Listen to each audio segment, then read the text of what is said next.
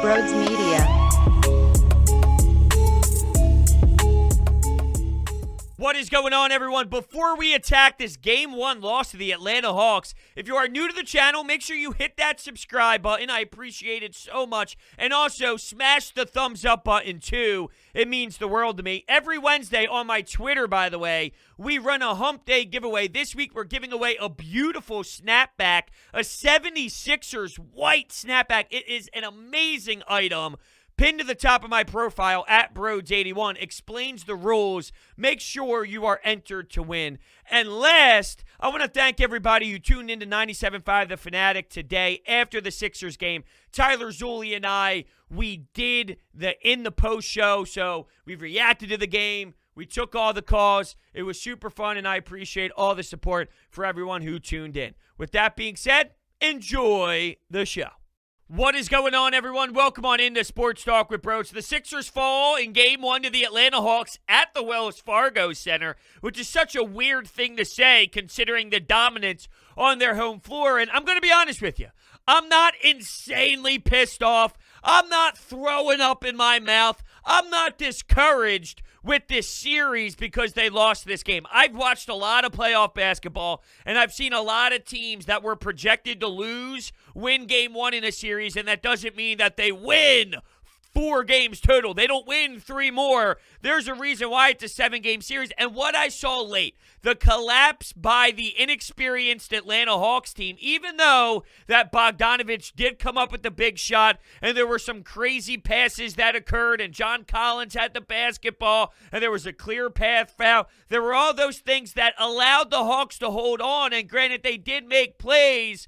You saw an inexperienced Atlanta Hawks team choke away a big 20-point lead, and I talked about it heading into this series. One team has been around the block, the other squad is raw. And I think if we're looking at a bigger window, that is somewhat foreshadowing the difference in this series. And I truly believe that the Sixers have the answers in the adjustment category. Things did not work today. I almost look at this as a feel-out process, though. Now that you see what they can do, now that you see Trae Young in the pick-and-roll game, now that you somewhat witness their punches, you know what you can do to counter. Now, McMillan is a fantastic coach, and you can see the difference in the way that this Hawks team is playing before and after the coaching change. I think McMillan is going to have a counter to Doc Rivers' counter. They are going to be prepared for the new look that the Sixers are going to throw their way, because that's what good coaching staffs do.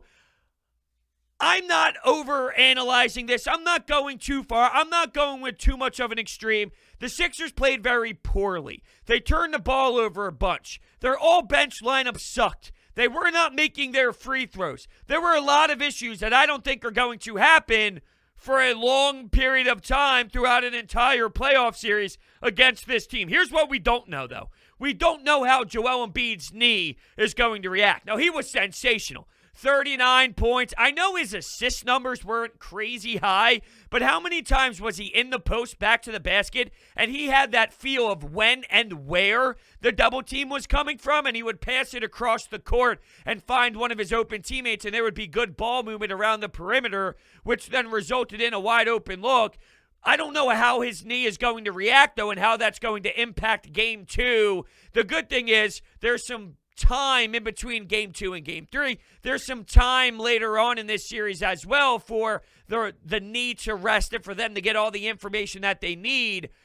There was some hobbling going on late in the fourth quarter when he was somewhat throwing some emotion out there. He was reacting to a call, reacting to a play, and you could tell that he was hobbling and somewhat bouncing on one leg because there was some pain there. And even afterwards, you heard him state to the media that it's not easy. It's not easy playing on a torn meniscus, but he's going to do whatever he can to win a championship, and he's going to push through it as much as possible. That's all great and dandy to say, but sometimes things can get so bad that it's going to possibly keep you off the floor. We don't know, though. We do not have that information. It's just something that we are going to monitor. And all series long, we're going to be waiting for the questionable status while he's warming up, and we're going to refresh Twitter until we see Woj drop a bomb that he's either starting or he's out for the game. That's just how it's going to play. But yeah, Joel Embiid was ridiculous. It would be damaging considering you lost the game with him out there. What would it be like if he wasn't out there? And I said that from the beginning of this series. This series, you're looking at a Hawks team that's good. They are a good team. They're not elite. They're not great. They are a very good, solid, structured team that has some playmakers. And they're here for a reason. Every team left in the playoffs are a good team, even when you look at the Eastern Conference and when you look at the Western Conference. All right, the Clippers got through. They move on after beating Luka Doncic and the Mavericks in a 7-game series. When you look and analyze at all the teams left, they are all talented teams that have the ability to make damage happen. I personally believe that the answers to stop the Hawks are on the Sixers roster. It's there. It's just figuring out what to do. Now, I know Danny Green and Doc Rivers is the hottest topic. He did not move on from Danny Green quick enough. That's obvious. I don't necessarily hate the attempt to start it because we've seen it all season long. It's nothing new. You would see Danny Green start on the best teams, the best player on the other team, the best player on the opponent's roster. You've seen Danny Green start there, and then as the game played out, you would throw Ben Simmons on that individual to swarm them, so there's more pressure. It's a different look. It's a 6'10 body frame. It's a Defensive Player of the Year candidate. So it's something new. It's something different. And when you get so accustomed to playing a player like Danny Green, who isn't some scrub, he's not a horrendous player. He had an awful game, and he was pathetic. And even though he was set up to fail against Trae Young, I still think he has more in him than what he gave. So even though it's not the matchup I want to see and things should have changed, there's still more left in the tank than we witnessed defensively on Trae Young specifically. That Danny Green just did not have it tonight at all. There's still more in there, but I didn't mind trying it. Where I had the issue was not moving on fast enough. And even when we started talking about the third quarter, there were still times where Danny Green was on him. We got to make the change, Doc. We got to go to Ben Simmons. That has to happen. Danny Green was awful, too, offensively. He had 0 shots. You're talking about a three-point specialist that helps space the floor for this team, and it's very important to how the squad operates offensively. And he had 0 shots in the first half. That flat out cannot happen, and it's a flat-out disgrace. Danny's a veteran, a professional. And I was on 97.5 The Fanatic after the game. Myself and Tyler Zulli, we were in the post, and we were getting nonstop calls until 8 p.m., nonstop people leaving the Wells Fargo Center. We got so many outrageous comments. We got some more objective, logical comments. But one of the things that we kept hearing was, you got to take Danny Green off the floor and not start him anymore. This guy's a winner. This guy's a champion at multiple different spots in this league, okay? He's been on a lot of different teams. There's a reason why the teams that have Danny Green seem to be doing something right. This team as a whole has started Ben Simmons, Seth Curry, Danny Green, Tobias Harris, Joel Embiid, and have had so much success winning basketball games for a reason. Danny Green was bad. Danny Green was not the Danny Green that we need, but it's too small of a sample size. I'm not ready to start moving him on. The words I heard was Tyrese Maxey and George Hill and some of these other guys. George Hill was minus 17 in 11 minutes. The bench was a joke, and Doc Rivers going to the all-bench. It bothers me. Now, if you've been listening to me for a while, you know I don't blame the coach over the players. I just don't, because the players are out there on the floor and they make more of an impact than the coach does. This might be the first time in a long time that if I'm looking at the pie chart of reasons why you failed, I might have to give the biggest chunk to Doc Rivers. Now, that doesn't take anyone else off the hook. If I'm truly assessing this from a more bigger picture, it was a team loss. Just like Game 5 against the Wizards was a team win and guys played their roles. Dwight Howard, Ben Simmons at the 5 had his triple-double. Seth Curry had 30 points. All these players. Tyrese Maxey came off the bench and had a huge spark. Game 5 to close out the series, it was a team win in that second half. Well, tonight, or this afternoon, I should say, was a team loss. There's no doubt about it. But for the first time in a while, I think Doc Rivers, to me, might grab the biggest part of the pie. Not moving Danny Green off of Trae Young had to happen. That had to change. You had to have changed that defensive mindset. Did not happen quick enough. Sure, there was something that happened later on with the spark of the trap and forcing Trae Young to be in more uncomfortable situations, but that had to have happened sooner. It really did. The all-bench lineup was a huge failure, and it's been a huge failure for so long. I don't anticipate seeing the same defensive matchups that we saw in Game 1 and Game 2. But I hate to admit this, I do feel that he is stubborn about the all-bench lineup, and I don't mind all-bench plus Tobias. I don't mind 3 bench guys, Tobias and Seth Curry. What you can't do, though, is throw out the combination of 5 bench players, especially when you're already down basically double digits, and think that things are going to get smoother. If you look at the box score here, it's telling, but it doesn't tell the full story, okay? So here's your bench players plus minus for the 76ers. Dwight Howard, minus 15. Tyrese Maxey, minus 9. Matisse Thybulle, minus 12. Shake Milton, minus 2 for his 1 minute. By the way, in what universe in the fourth quarter with a handful of minutes is that when you're giving Shake Milton his 1 minute of play? I thought that was bizarre as hell. And oh, by the way, he turned it over because he walked or traveled or he stepped out of bounds. I think it was a walk or a travel. But that was just a bonkers time to use him. Korkmaz, minus 12. George Hill, minus 17. You ready to go to the Atlanta Hawks bench? Plus 11 for Gallinari. Plus 13. Plus 9. Plus 16. Plus 8. Now, it's not as simple as plus minus for the benches, because if you look at the starters for the Sixers, they were all plus, and I don't think that tells the full story, because I don't think the Sixers starters, besides Joel Embiid, were good enough. So I think it's flawed when you look at it that way. That takes them off the hook, where they had a ton of turnovers early, and so did the bench. I mean, everyone played a role in those poor turnovers, but that was sloppy. Their defensive assignments were embarrassing. How many times were there wide open threes from the greenhouse in our own building? Danny Green spot on the floor. You're watching them with the greenhouse going. Wide open threes. Their ball movement was amazing, and there was some drop coverage that was a problem. Brett Brown utilized the drop coverage a lot, and I mentioned this. I mentioned how the pick and roll game could possibly abuse the Sixers to death, and that was when I was afraid that Joel Embiid wasn't on the floor, because Ben Simmons could get attacked by Clint Capella with the lob, and here's Trae Young, floater or a deep three or the lob up to Capella, you name it, to John Collins. He was able to pick apart that drop coverage. You got to make Trae Young work more. That's where I think the big difference needs to come.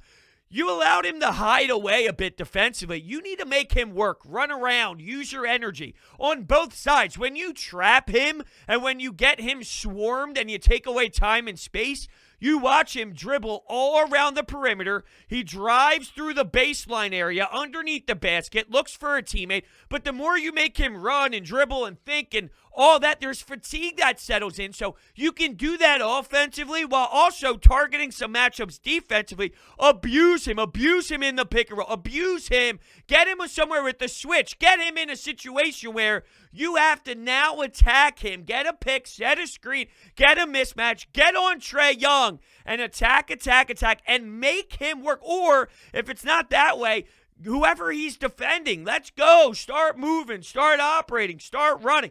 Get Trae Young moving more so he has to utilize more of his energy, which will impact the offensive side of the floor. So get Trae Young going more so he can't be as strong and as well rested, because I thought defensively the Sixers honestly let him hide in certain areas, and it's just not good enough.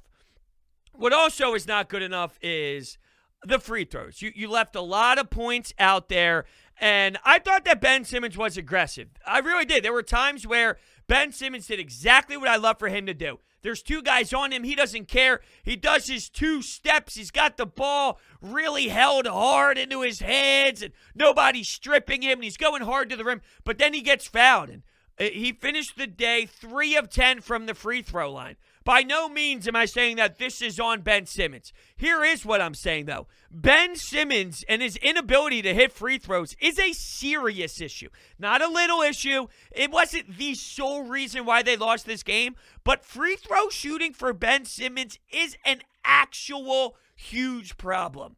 Okay? He's not going to hit 100% of his shots. But this came down to, I know it got a little weird towards the end, and I truly thought in my gut that they were going to win. Like, I really did. When the big splurge came and you're down 20 and somehow in the blink of an eye, it's a one-possession game with just seconds left to go in the clock, and it seemed like the Atlanta Hawks were cracking and they were doomed, and the moment was getting too big for them because the Sixers are the more talented team and their stars were locked in like they needed to be all 48 minutes, but it took them to the second half to figure things out. It did feel like the Wells Fargo Center was going to erupt and it was going to be magical and the Sixers were going to pull out of here with the 1-0 lead.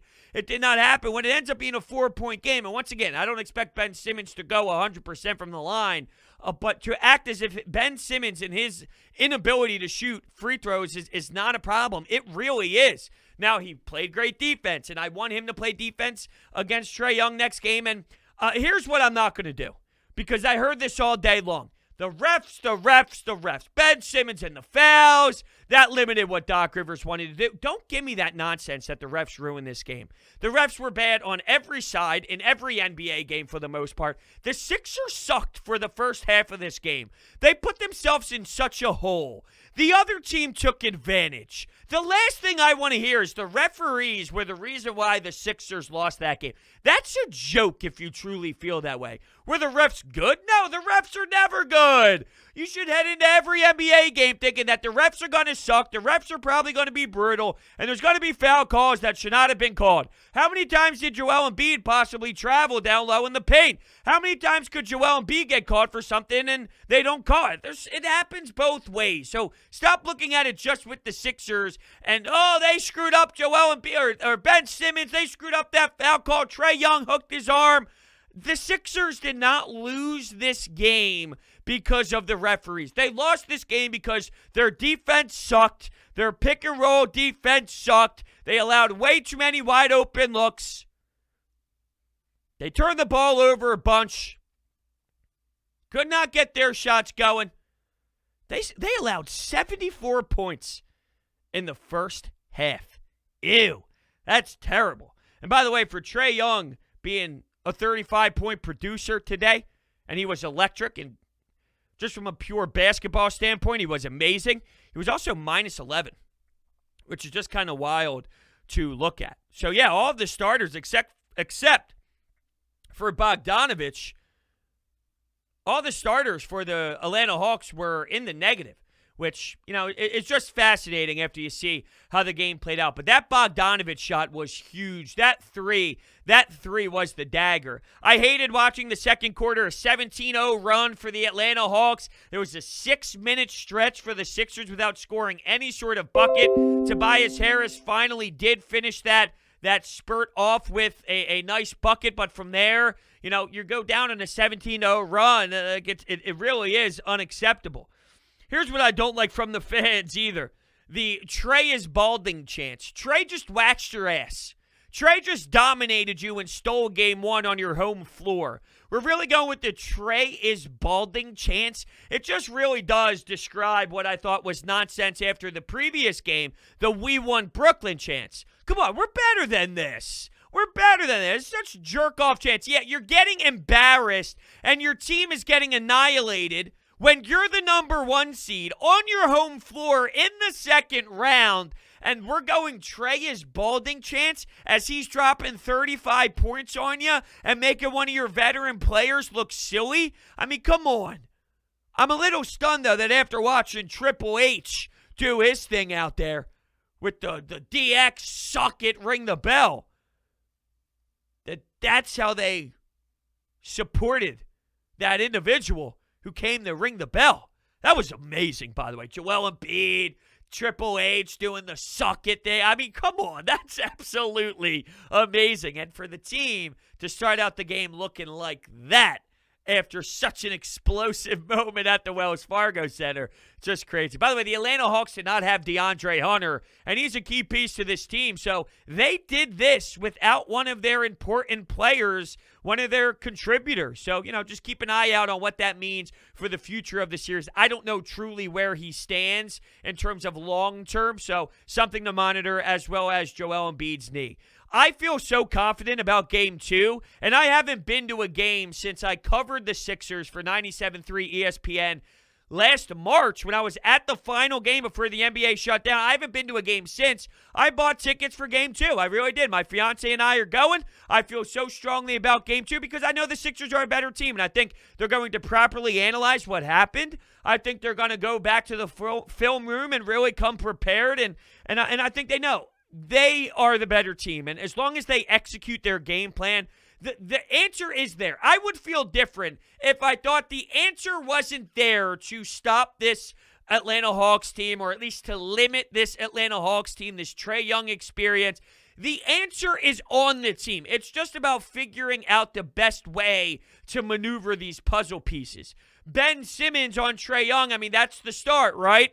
But I also don't think it's as easy as, oh, well, that's it right there. Bang, it's done. Because you watch Bogdanovich, he seemed to be the professional coming up with the clutch shot when needed. If you steal Ben Simmons off that spot on the floor to put him on Trae Young, which you got to pick your poison. You're now in the category of good playoff teams. You're no longer playing the Washington Wizards. So just like I talk about all the time with the Sixers, you got to pick your poison. You're going to double Joel and then allow open space for other shooters and for other players like Tobias Harris? Or are you going to allow Joel Embiid to get his, but limit the other players and then force one man to beat you with a 60-point performance or something of that nature? You need to pick your poison. Well, with the Atlanta Hawks, you're going to have to pick your poison. And yeah, I'd rather Bogdanovich be the guy to beat you than Trae Young. But I'm just saying, I don't think it's as easy as all you have to do is put Ben on Trae and now the answer is solved. I think that there is more to it because this Atlanta team, they are well coached and they are well structured. They're a good team.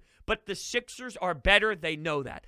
Seeing that Joel played and got the nod so late, was there ever a mentality from this team basically going, oh, well, we got Joel, we'll be good? And that's the wrong mentality to have. I'm just curious if that's kind of why we saw what we saw, because they thought at some point, well, we have Joel Embiid, so we'll be okay. And then, well, they were fooled. They were absolutely fooled. You would be a fool. How about this for a transition? If you did not utilize DraftKings Sportsbook. DraftKings Sportsbook is the best sportsbook app around. It is not only my favorite sportsbook app, but it's also America's top-rated sportsbook app. I love using DraftKings Sportsbook. It is easy to navigate, has plenty of instructions for new bettors, and nearly limitless ways to get in on all of the action. My friends and family have been loving DraftKings Sportsbook, and I know you will too. DraftKings Sportsbook offers great odds and promotions on baseball, hockey, NBA playoffs, and so much more. They are safe, secure, and reliable, so you can deposit and withdraw your funds at your convenience. Download the top-rated DraftKings Sportsbook app right now and use promo code BRODES to check out all of their great odds and promotions. That's promo code BRODES when you sign up for a limited time. Only at DraftKings Sportsbook. Must be 21 or older. Pennsylvania only. New customers only. Restrictions apply. In partnership with Meadows Racetrack and Casino. See DraftKings.com/sportsbook for details. Gambling problem? Call 1-800-GAMBLER. All right, let's rock the Anytime Hotline. Hear what you had to say after this Game 1 loss. It's a 7-game series for a reason. I'm not sweating right now. I did say, though, I used that word previously. This team will make you be more uncomfortable than you would like to. There might be times where you are sweating, and there might be times where you are more anxious than you probably would have imagined. But I still think long-term the Sixers are going to be fine. So, sure, I was sweating it out a little bit here, but I knew that was going to happen because this wasn't going to be a cakewalk. The narrative that this would be a cakewalk, I'm not saying that it's not fair to feel good about the Sixers, but I think you got to recognize the talent on the other side as well and say that they can play. They can play. Not in a 7-game series and win it, I don't think. But they can play enough to win a game, to win 2 games, to make this a 6-game series. No doubt. No doubt. All right, let's kick things off. Here we go. What the fuck just happened, bro? In all seriousness, this game was lost before the game started. when Doc Rivers came up with a game plan, because I had no clue what the hell he was doing.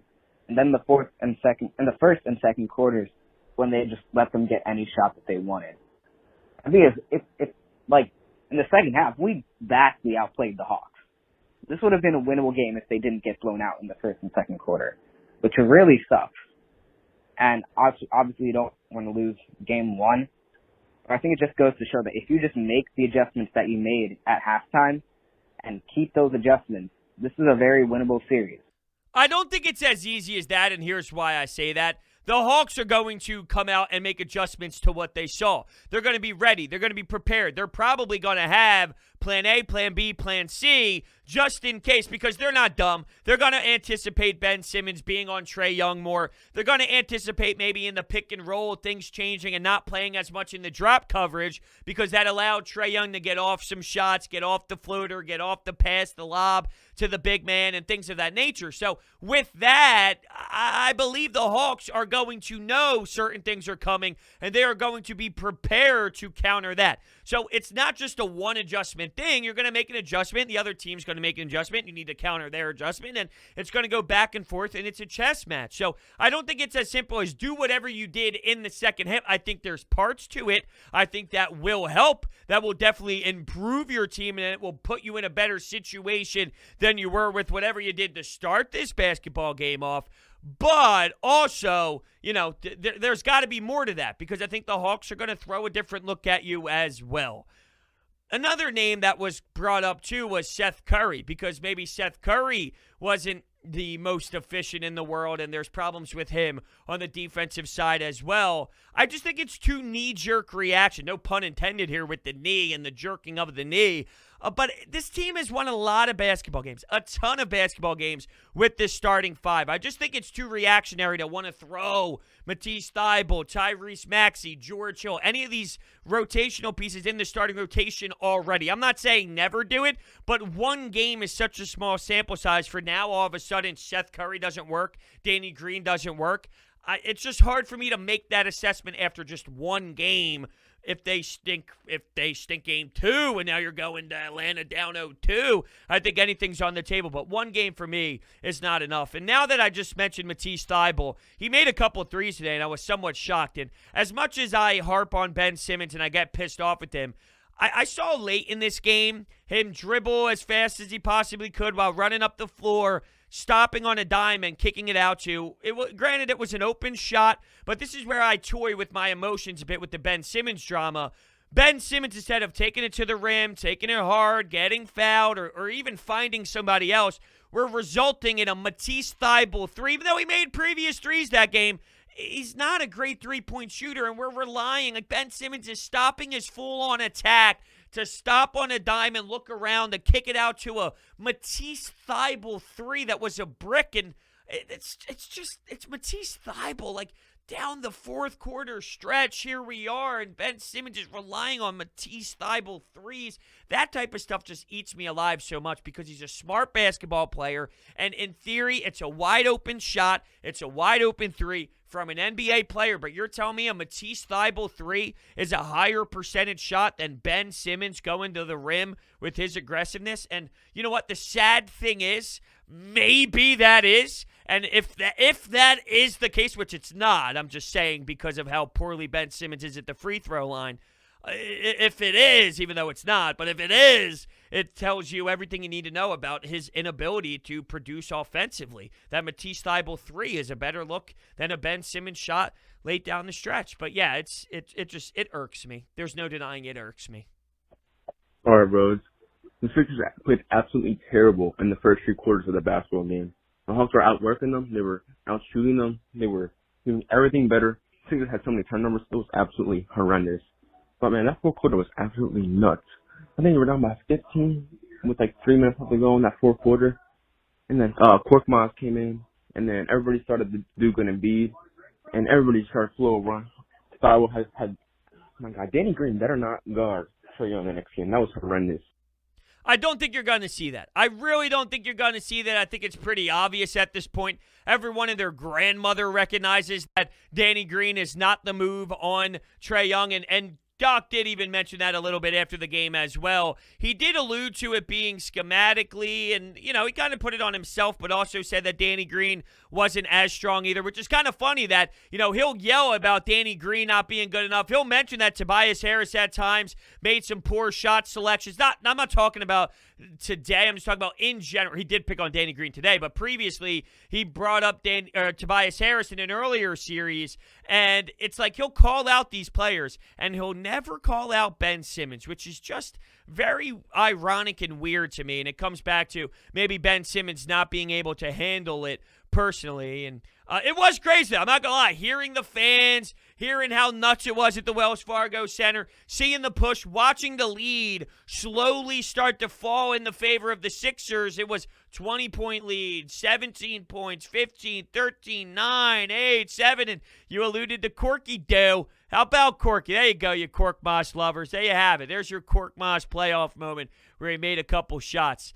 This team, though, has way more. Like, Cork Moss is the last thing on my damn mind when it comes to this basketball team, and they have so much more to figure out than Furkan Korkmaz for a couple shots. But the inability to utilize Shake Milton has opened the door for Furkan. And for Tyrese, now that we're just on the bench conversation, you saw some raw moments, you saw some energizing moments, and you saw some good moments. Like, there was a combination of everything. Some really sloppy plays out of him, some aggressive plays, some work ethic plays.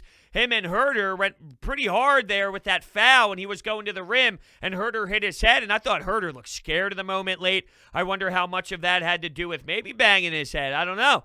But, yeah, I thought that Herter at times where you had the not inbounding the ball with enough time, that was a turnover, and the Sixers got another possession. They were getting nervous. They were getting scared, and there's a big difference between a regular season 3 minutes to go game and a playoff game with 2 minutes to go, and you're on the opposing team's floor and their crowd is going crazy and bonkers because the lead went down about 18 points and things are really starting to get intense big time. It's a learning moment for that Hawks team, but you can see the difference, and if that played out 9 more times, I don't know if necessarily the Hawks close that out 9 straight times. They did this one, and at the end of the day, they're up 1-0, and that's all that matters. But you could tell that they were clinching. They were getting nervous, all right? Their asses were not very comfortable.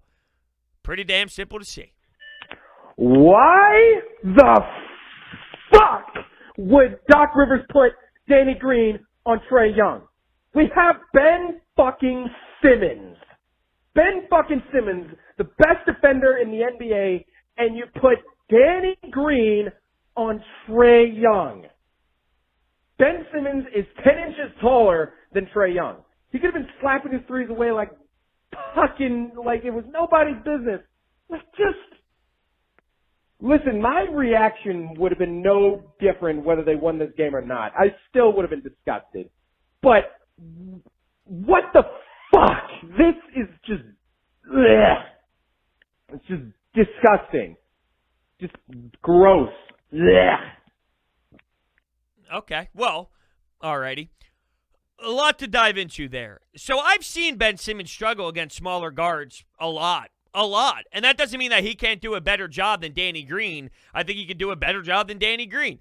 But that's where what I was saying earlier, don't just expect Ben Simmons to be on Trae Young and then automatically it's just that simple. I don't think it's just that simple. I think it's a start. I don't think it's just that simple. Oh, Trae Young will never get a shot up if Ben Simmons. No, he will. He'll still get his. He'll find a way to still get his. I've seen Ben Simmons struggle against Devin Booker. I've seen Ben Simmons struggle against De'Aaron Fox. I've seen Ben Simmons struggle against Colin Sexton. I've seen Ben Simmons struggle against quicker guards before that are smaller, and it makes sense. 6'10", 6'1". There's a huge difference in speed, acceleration, quick feet, and that doesn't mean that Ben Simmons can't hang. He can hold his own against these guys. That's what makes him so special, but it's not that simple, and I don't have a problem with trying it. Danny Green is a good defender. Danny Green is a good defender. He is. He had a really bad game, but he's a good defender. I have the problem with not changing earlier. It's not trying it. Trying it is fine. It's now we see it's not working. We have to go in another direction. We got to try something new. And they eventually did with the trap. It was just too little, too late. And, I think you'll see something different there. I don't know if you'll see something different with the all bench, though, and that's just as concerning in my opinion. It really, really is. Okay, we have a lot more calls to get to. Unfortunately, I can't get to all the calls today, but before the Sixers play again, which is Tuesday, I will be talking about this game more, I'm sure of it, and I will utilize some of these calls in that show. So I will get to your phone calls. I apologize. I can't talk forever. I wish I could. Sometimes it feels like I do, but I can't talk forever, so we're going to cut it here. Before I let you go, Orbit Energy and Power, home to your solar experts. If you're looking to get solar energy systems, backup energy services, tree removals, electrical upgrades, water purification systems added to your home, Orbit Energy and Power is the place to go. They are located in Mantua, New Jersey. They do work in New Jersey, Pennsylvania, Delaware, Maryland, Florida. So, 800-836-3987 is their phone number, or visit them online at orbitenergy.us. Thank you all so much for listening, and I will see you next time.